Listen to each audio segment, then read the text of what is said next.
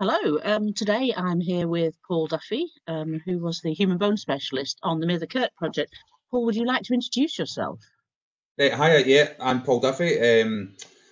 At the time when the St Nicholas assemblage was analysed, I was a human bone specialist at University of Glasgow, working for GUARD.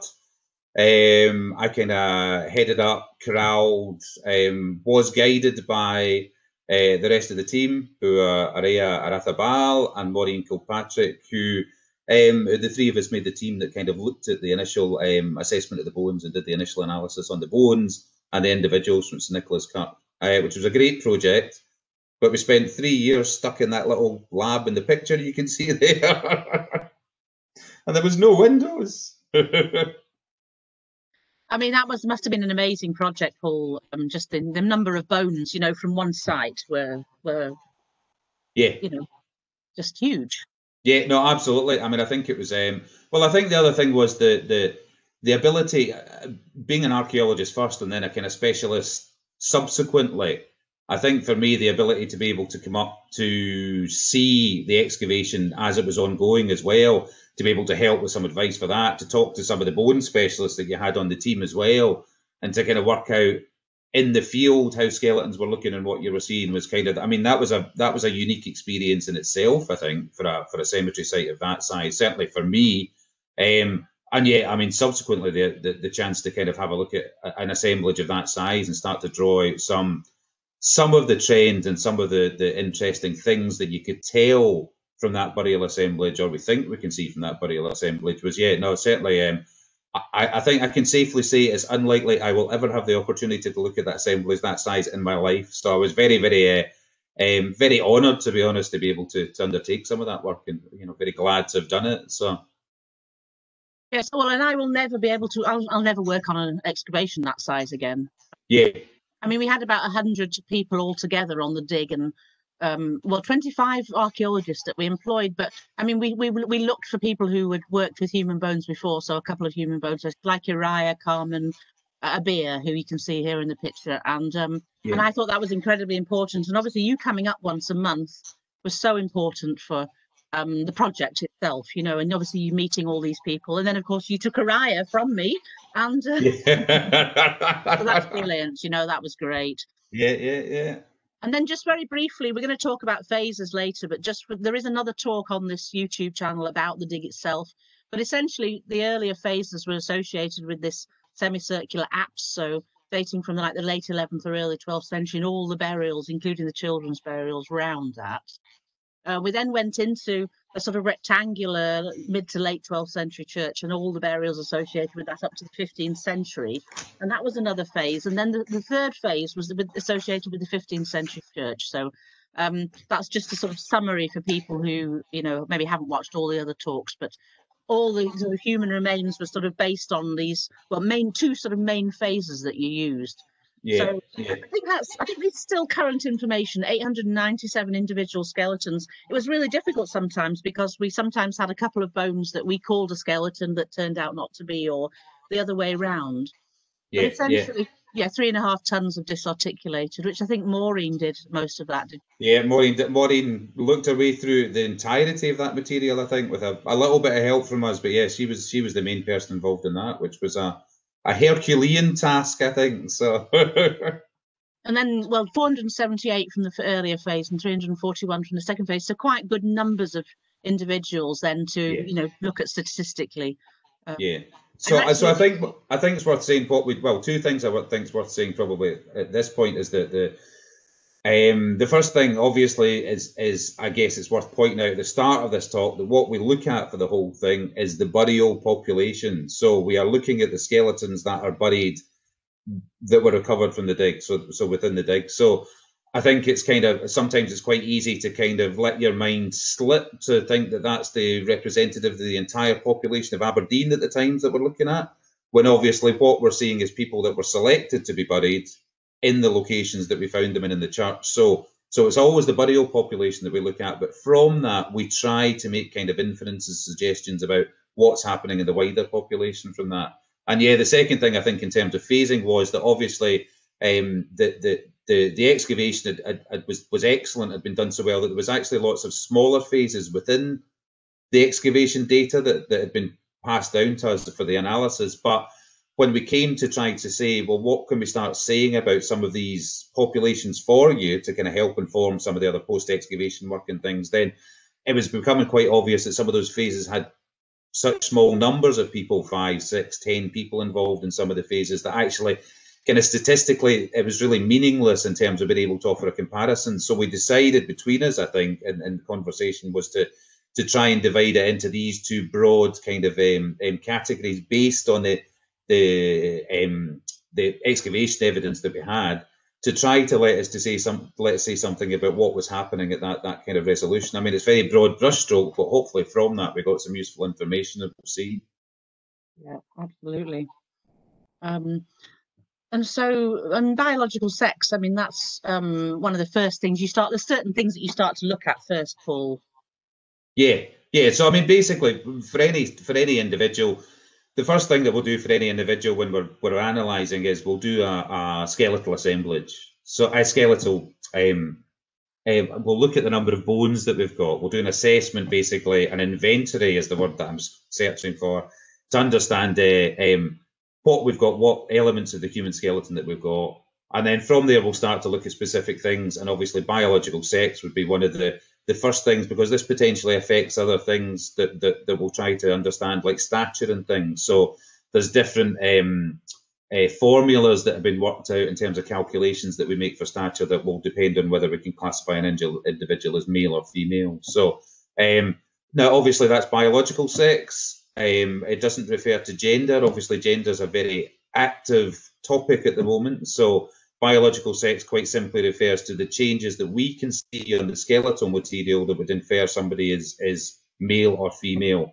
So as you see from the slide there, we included possible males in the males because sometimes you have some characteristics, because of human variability, then very few people express themselves as very male or very female, and most people kind of fall into that middle category. So we included possible males and possible females, and that's why we have the other adults, because they're also the ones in the middle that it wasn't really possible to assign a sex to, either because the sexual characteristics weren't as well defined, or because we didn't have enough of the skeleton to be able to do that. So, yeah.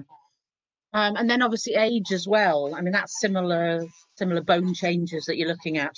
Yeah. So we'd look for age again. We'd look at a number of things. When we're looking at children and we're looking at infants, then tooth eruption is one of the best ways of being able to identify specific age, and that can be quite accurate to within about a year either side for children. I mean, I think most people listen to this that have children, have got children in the family, and will know that whole wobbly tooth syndrome where teeth fall out and new teeth kind of develop. But that actually happens certainly a sequence that we can usually kind of understand and identify. So teeth are kind of quite good for that. One of the second things that we'll tend to use is how the bones develop. So the epiphyseal plates of the bones, the ends of the bones, aren't joined together in childhood and adolescence, and that's to allow the bones to grow properly, or to grow and expand as we grow as human beings. So they start to fuse together in the skeleton, again, a broadly kind of similar time. So we can start to see the sequence of bone fusion and skeletons over time. And from that, we can start to make inferences about how old people are as well. I mean, ultimately, I always like to think it's up till you're about 18. Your skeletal story is one of development and growth and things moving and then fusing together. But unfortunately, subsequently for adults over about 18, it starts to be a story of how your body starts breaking down, how the bones start rubbing against each other and causing changes, and how your bone starts effectively kind of stopping with those changes and starting to move towards adulthood. So up to 18, it's all the up curve, and I'm afraid 20-year-olds, you're already on the down curve when you start getting over that. So that's where we look at these sort of indicators to be able to understand the age, and it's broad age ranges that we usually use. So generally, I quite like talking about, and we talked about in a lot of this analysis, we'll talk about young adults or older adults or old adults, rather than trying to give specific age ranges, because I think that gives us a better idea of what the individuals in the analysis that we're looking at. So. But Paul, I still tell people this, you know, and I was telling the workmen who were working on the crypt, 25% of the people died under 3 and 50% under 15. So Yeah. even though it is downhill hill now over 18, at least you're alive mainly. Yeah, no, exactly. Although, I mean, I think it's yeah, and I mean, I think that's a very fair point in terms of specific of the assemblage. Then obviously, it does look like a very high infant mortality rate or mortality rate for under 15s, but that's not necessarily unusual in terms of the time. We have to kind of in populations of this time, which are very much kind of demographically emerging populations, then lots of children and high infant mortality was a relatively common experience. And certainly at St Nicholas, there was nothing out of the ordinary from other medieval populations that have been studied round about the UK in those sort of terms. But yes, so I guess, yeah, if the flip side was if you survived childhood, you had a decent chance of kind of having quite a decent life because you'd got through the worst of those illnesses like measles, you know, mumps, those things that would in their day have been killers for people effectively. So. Absolutely. I mean, this is a very poignant case, Paul, which we all remember from the dig but this shows, I wanted to show this because the bone preservation of the children was so fantastic. And that's obviously allowed us to say a lot about these. I mean, often these little tiny bones would have been just dissolved in the soil. But this is obviously a mum who died in childbirth with the little bones inside. I think that's right. The preservation was so good. I think because the church was inside and it was rather sandy and... Yeah, I think to be fair as well, yes, I think the preservation conditions were excellent. I think the recovery from the excavation team was also kind of really exemplary in terms of the amount of bone that was recovered and the types of bone that were recovered, even from very small fetal or neonatal remains as well. You know, those kind of children that have just been born or up to about 9 months old, who normally, like finger bones and toe bones, are so small and so difficult to be able to see. I mean, you can, in the illustration you've got there, you can see how small. I mean, that's a 10 centimetre scale in that picture, isn't it? Each little dot, so you can see how small the bones are. But I think, yes, we were lucky. You were very lucky with the conditions. But I think the excavation team also, I think you should pat yourselves on the back, because I think it was a really, really excellent example of what sort of information you can recover with careful excavation techniques in a dig. So yeah, no, it was a fantastic team. Yeah. I mean, I don't know if you want to say much about this, Paul, this graph just showing the different number of people who died at particular ages. Yeah, I mean, I think I was just looking at this earlier on this morning, actually, as I was having a wee memory refresher. So I think it's quite interesting. It looks like we've got more infants and children dying in phase A than phase B. But obviously, it goes back to that thing that I was saying about we're looking at the burial population as well. Now, one of the interesting things that I remember from the early phases is that obviously we seem to have a cluster of young people round the end of the apse end of the early church. So whether potentially what you're actually seeing in that, so that gives you the raw numbers and the differences between one bit and the other, but whether what you're actually seeing in that is potentially more children being represented because there was more places that children were being buried, and maybe the rest of the children in the later phases have been buried outside the church and it's been reserved for adults. There's a few different possibilities for what you can see in that graph, but certainly we found more children in that first phase contained within the burial population than we did in the second phase. So yes, because obviously the apse was the only bit of that very early church that we found, and so the rest of it is under the current building. So what you're absolutely right, that the adults would have been buried in the rest of the church, and we didn't excavate it. So that's exactly what you're saying. Yeah, and I think that's also a very useful reminder for people in terms of, again, looking at these burial populations, that quite often where we recover human remains from to look at them depends very much on what needs to be excavated. So especially in circumstances like this, where it's not a straight rescue, it's not a straight research excavation. We're not working under research conditions. There's a practical development reason why the process is taking place. So that dictates exactly which bits that we look at. We have to bear that in mind, I think, when we're doing any of the analysis work on any of the remains from that. So absolutely. I mean, stature, Paul. Again, there's slight differences between the two phases. Yeah, so we started to see this trend, and again, it's a broad trend, but we started to see this trend, and this is percentages of total individuals, I think, is what we're seeing in terms of the numbers up the left-hand side versus stature. And we started to see this trend. I think it's particularly noticeable in males there, where we start to see a difference in the people are getting slightly taller, basically, from one phase to another. And it seemed to be something that was quite real from the discussions that we had and the stuff that we looked at in the team. It seemed to be something that was quite real in the data that we saw. So any number of reasons for that. I mean, I think generally human populations tend to be of bigger statures. They tend to be taller. The better fed they are, the less stresses, environmental stresses that they have put on them, and quite often the less kind of the less medical stresses they have in terms of diseases and stuff that they put on them as well. So whether this starts to reflect something that we see in some of the other data, that actually we see the development of Aberdeen as a borough and the kind of richness potentially and the more money coming into Aberdeen as a borough, and we can see that reflected in some of the skeletal remains. It just starts to give a little hint of a trend that we see across the whole assemblage, I think. So yes. Well, and I think research will continue into this. You know, the bones are staying above ground for a bit longer and will be studied. So, there'll be more work done on this, I think. But yeah, that's a it's an intriguing possibility, which seems to make sense. But yeah. This is one close to my heart, osteoarthritis. 40 it's close to my knuckles, I think. Archaeologist, absolutely, yeah. But I mean, there's quite a lot of osteoarthritis altogether in the population. I mean, is that normal? Yeah, I mean, I think in the same way as today. I mean, I think osteoarthritis is always a tricky one for skeletal analysis, in that it's a bone disease. But it's a bone disease that can be triggered by or bone condition that can be triggered by any number of different things. And we're not quite sure in the disentanglement of all those different factors what exactly is the cause. You have a genetic predisposition to it. So if there's osteoarthritis runs in the family, you've got a chance of getting it. It can depend on diet as well. Diet, we know, can affect arthritic conditions very strongly as well. We know that environmental factors potentially can happen. So the amount of stresses that you put on your in your bones can affect it as well. But effectively, what you get is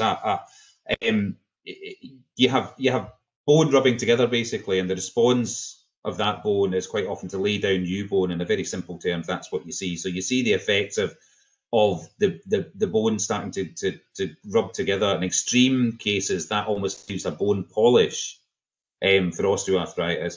But certainly also, because bone's a living tissue, then it tends to react to that stress that's been put on it. So you tend to see bone forming as well. So the slide actually in the top of that potentially is something that we could move a bit further and call that a slightly different condition, which is diffuse idiopathic skeletal hyperostosis, which is a condition where you actually start to get ligaments in the bone fusing, which again may have a genetic origin or maybe something slightly different.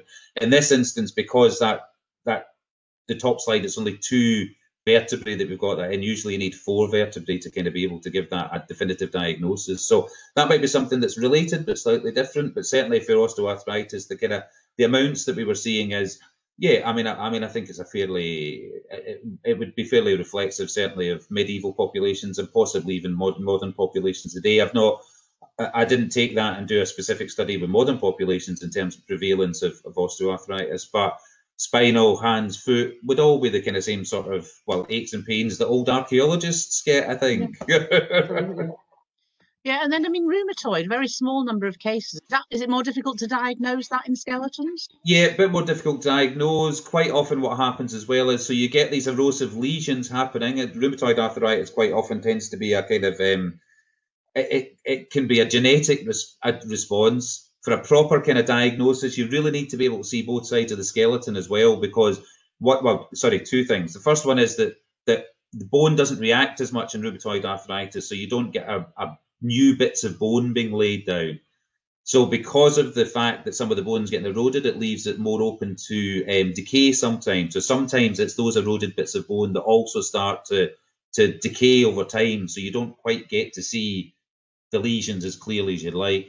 And also quite often it depends on being able to see it on both sides, because you're looking at something that probably has a genetic origin. So you're looking at an expression, a bilateral expression, we call it, happens across both sides of the body. So if you've only got one side of the body, then quite often it becomes difficult to give a precise diagnosis of it, or an exact diagnosis. So some cases of rheumatoid arthritis, for example, become possible, you know. So it's a product of how we diagnose conditions through skeletal material that I think you start to get those numbers. So, and just staying with feet, I've just put this one in. Just oh yeah, that's quite a toe, isn't it? Yeah.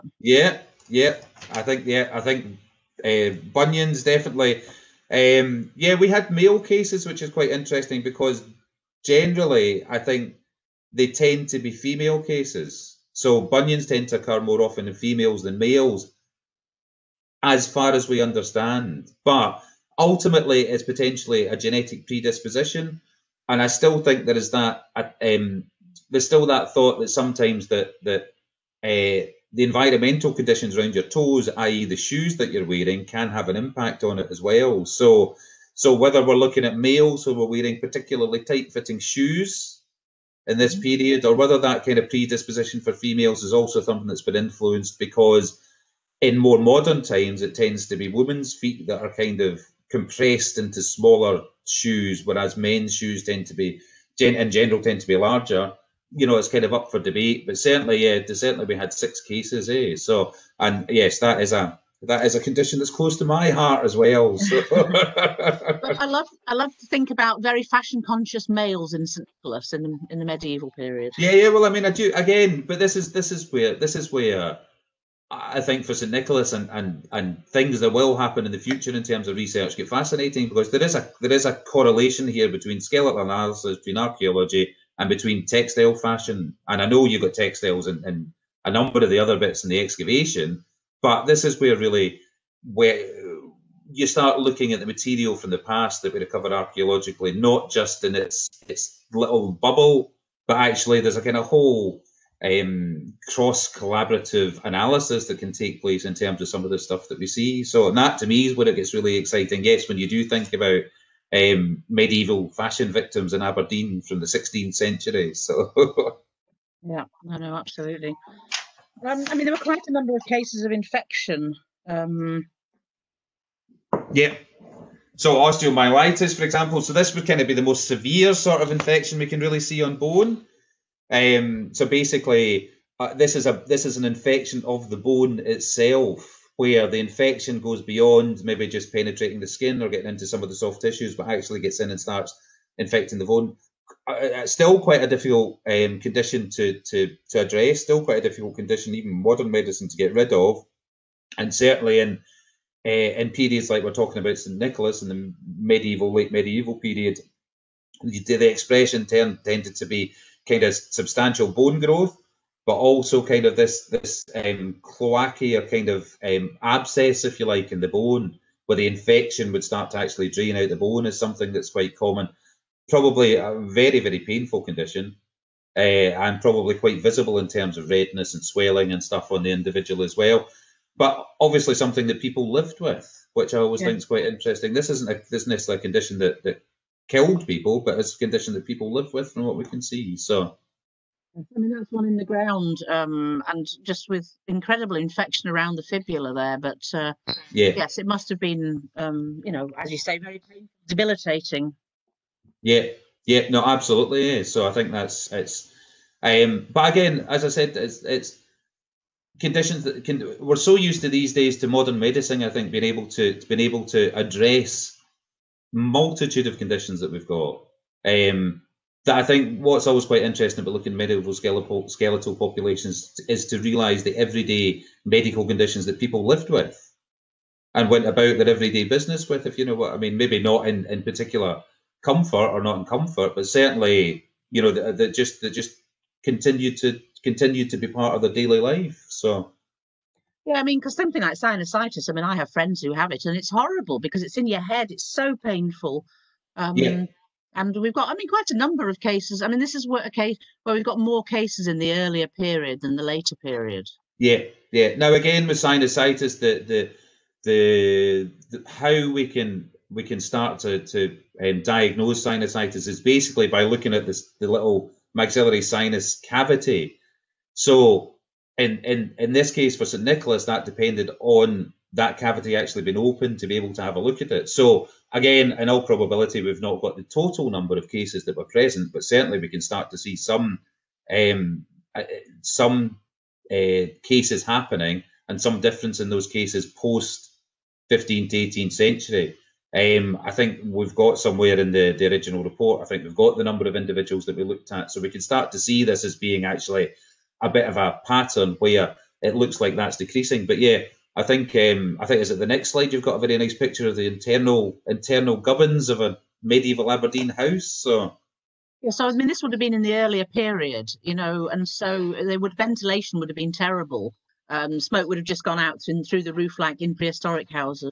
Small door, no windows, and so in that earlier period, they would have been living like this with smoke, you know, in the houses regularly. Whereas maybe we're looking at better ventilation in the records where you're starting to get stone houses being built in Aberdeen with proper windows and proper doors, you know, and better ventilation. Then maybe that will, you know, that's what the results are showing. Maybe, as you say, it's to do with a little bit of both.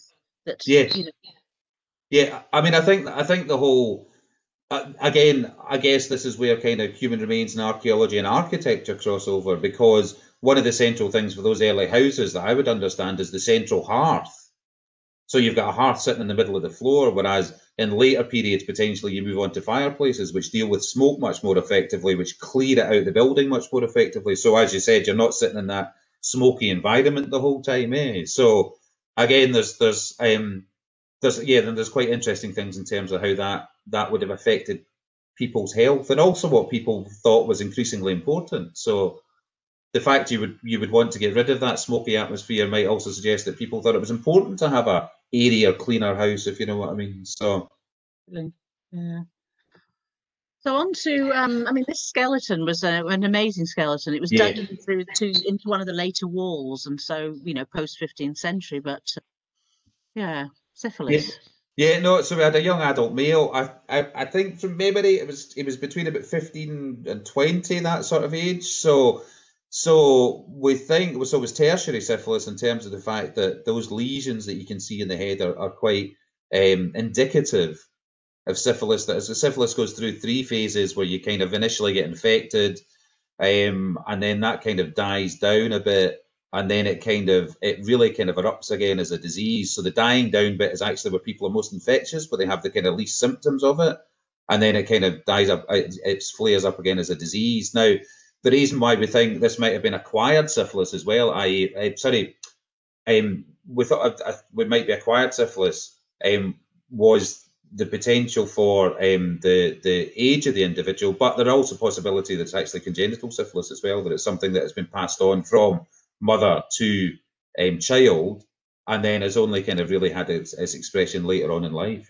So but certainly the burial condition of that individual was very interesting, I think, as well. That kind of fact they were buried in the wall, I think was always struck us as very interesting in terms of it was quite an isolated burial as well. So yeah, no, it's but I think you know, in general terms, I think big populations always throw up interesting little individual stories like that, you know. So that kind of tend to say something about individuals' lives. So absolutely, yeah. Whereas a huge number of people had fractures. You know, there's an awful lot, and I think that's generally the same with most medieval populations. Is that right? Yeah, no, absolutely. I mean, I think you would be life stresses and strains would expose you to kind of fractured bones then, and probably even more than it does now in terms of horses being common to be ridden and things. So, and again, what the fractures themselves are interesting. What they really tell us about in some instances, I think, particularly, is what the medical treatment for those fractures were. So you can see, for example, in the slide, the long slide, which actually shows an unhealed fracture, an ununited fracture. So it started healing, but it's not been put back together again. So this is a rib, I think. So this is a rib fracture, which is probably kind of, it's knitted itself, but hasn't actually knitted the bone back together. And similarly with the clavicle, now clavicle fractures are always very difficult because of the tension that the clavicle's under from all the different ligaments and things that attach. So if anybody's ever snapped their clavicle, then they'll know that it's kind of quite a painful fracture, and actually you need quite a lot of force to be able to force that bone back into position again. So quite often you see these disunited fractures, like that one is, where it's healed, but it's not healed as it was originally, which would cause some issues with kind of mobility of the joint and of that kind of side of the body at the time. So, but not uncommon, as you said. So. And then some very specific fractures on the skull. Well, 2 males and 3 females. So that's possible interpersonal violence. Yeah, possibly. Yeah, I mean, they've all healed, which is quite interesting. So I think most of the ones that we looked at had actually were healed fractures. So, but yeah, possibility of interpersonal violence. Possibility of, it's blunt force trauma, which can be from any number of things. So falls potentially can give you blunt force trauma as well. Different things like that. But certainly, again, quite interesting to see what people are surviving through long enough for those fractures to heal. So in comparison to some of the stuff that we saw, where people most certainly were not surviving through some of those fractures, So yes, I mean, sharp force trauma. There was quite a number of cases of this. Yeah. I mean, I think there was there's a couple of very striking examples, if you'll pardon the pun. This being one of them. We did a little bit of reconstruction in the lab to try to understand how this fracture might have happened. Certainly looked like somebody had been struck from the side or possibly from behind with a sharp weapon with some considerable force. So the force in itself is enough not just to cut into the bone, but actually to fracture that whole bottom bit of your knee, actually. So what we're looking at is the bottom of the femur, which is basically the top half of your knee joint, and that's been completely fractured by this as well. So, and we can only kind of guess at the story behind what that is, but certainly as part of everyday warfare that was going on, and we certainly know across Scotland in the medieval periods, I think the Scottish Wars of Independence and post that, but also some of the kind of local conflicts that are going on as well in the Aberdeen area as well. Then these might be people that are actually directly related to some of those historical battles and events we know about. So yes, and a few more. This is the skull ones. Yeah. So again, we've got some good examples of sharp force trauma. We've got an example of a puncture wound, a puncture fracture, basically, which looks like, so you'd maybe think something like I don't know, the sharp end of a battle axe, the pointy end of a battle axe, for example, or potentially a pole axe, something with a sharp point to it. Pardon me, has caused that fracture as well. And I think from memory and looking at them, the rest are all sharp force trauma. So they're all sharp-edged blades that have caused those, basically. So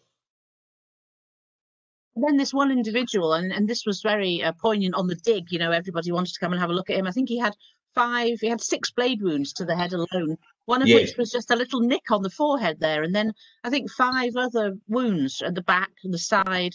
And then this is the upper bit, but you can see there where a blade has come in and taken the top teeth away. Yeah. I mean, I think so. What was quite interesting with this individual was a tremendous amount of of violence had been visited on that individual's skull.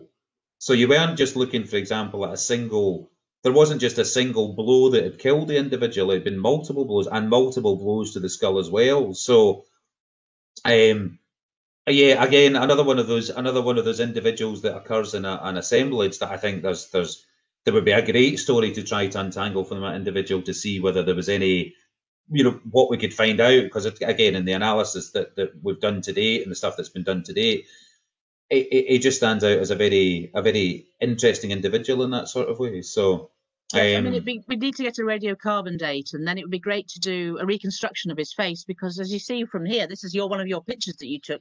His face is not symmetrical, and it looks like he's been in a historical he's got some historical injuries as well. Yeah, no, exactly. So, I mean, the traditional interpretation for that sort of individual, I think, is that springs to mind is the potential for him to be a professional soldier or somebody who was regularly engaged in that sort of conflict, if you know what I mean, that's led to a few healed wounds and then a couple of wounds that obviously didn't survive as well. So.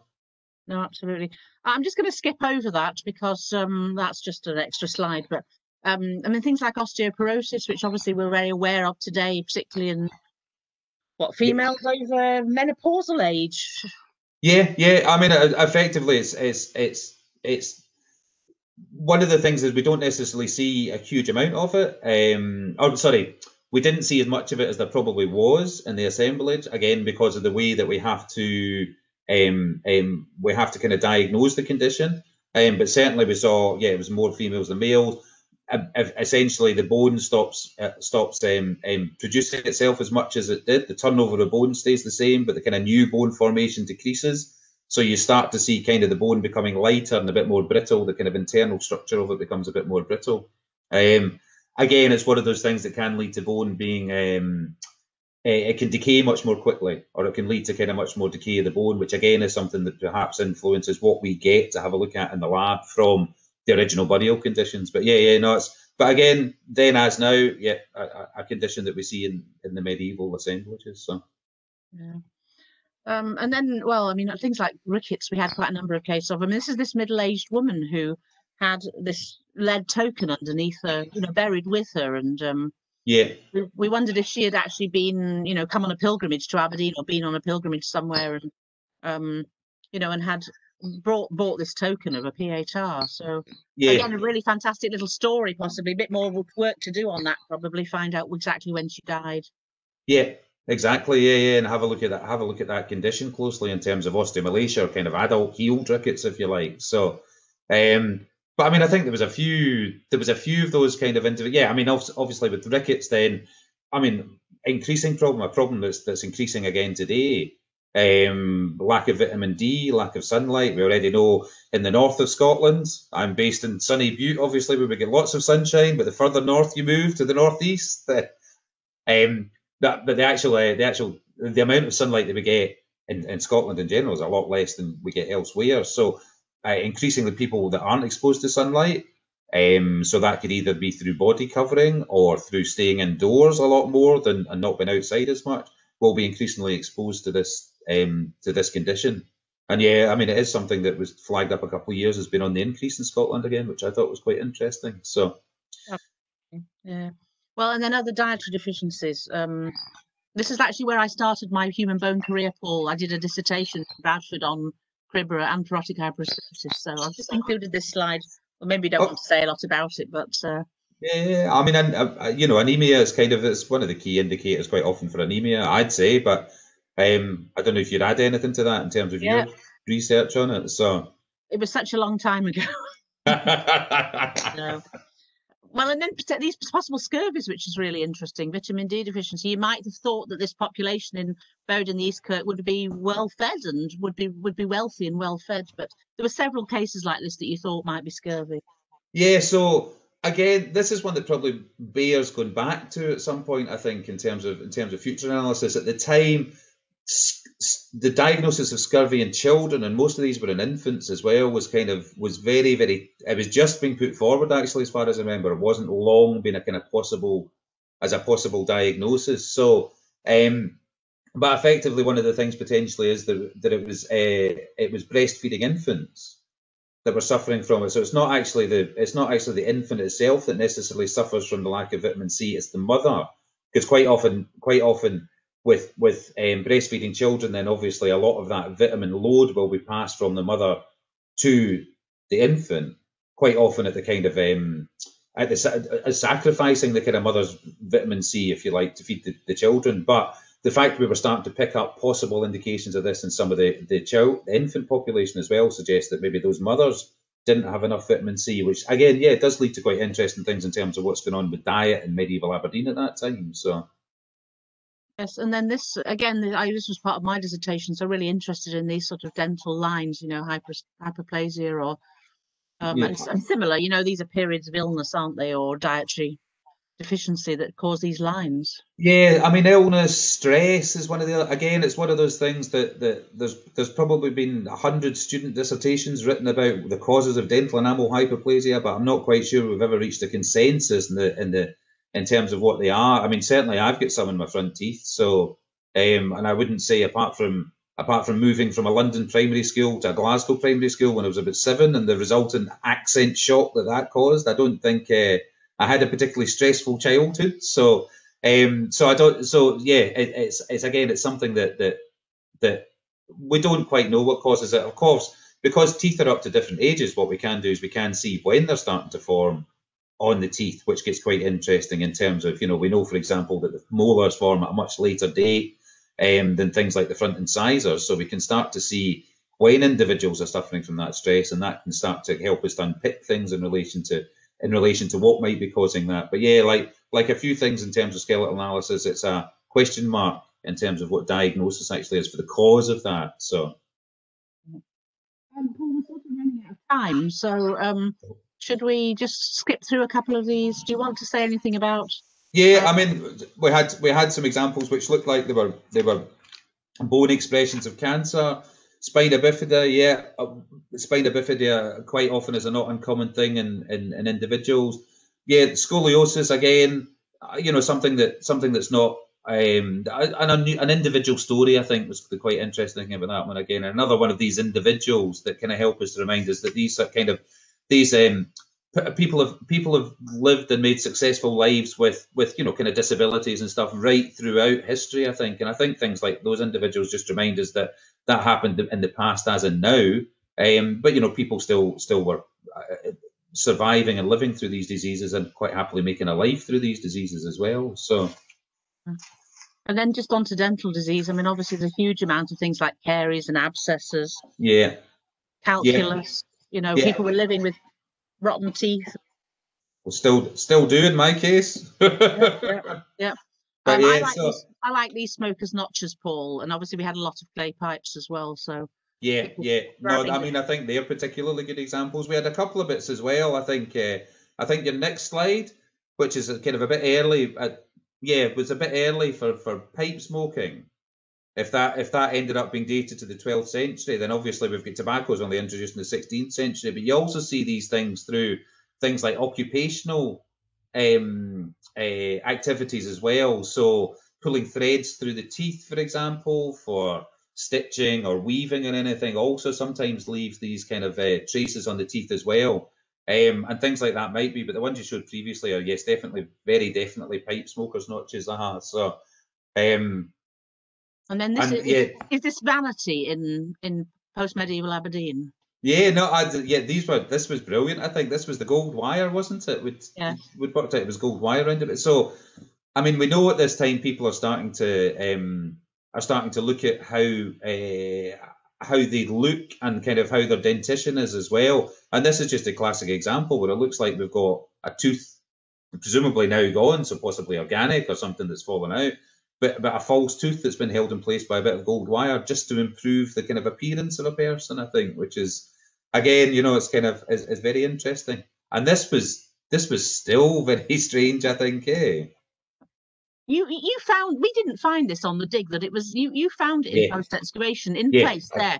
This block of bone. Yeah, I think that was a Ray. I think it might have been a Ray that found it in one of the skeletons that she was looking at. But yeah, looked like a block of bone. I mean, to all intents and purposes, to replace a tooth that had been very, very heavily decayed. So substantial amount of caries, and then this bone piece had been jammed into it, possibly as a replacement for that molar to allow people to chew properly, or possibly to try and stop the pain of the toothache, because it was a very, very deep caries as well. So I mean, I think it would have been right down to the nerve. So it would have been permanently sore, if you know what I mean. So, but again, a very, very unusual kind of modification for individuals, and it shows what people were thinking about in terms of what they thought about their own dentition, and that they weren't just putting up with what had happened to them. They were kind of looking for ways to modify their body and to change their body in that sort of way. So yeah.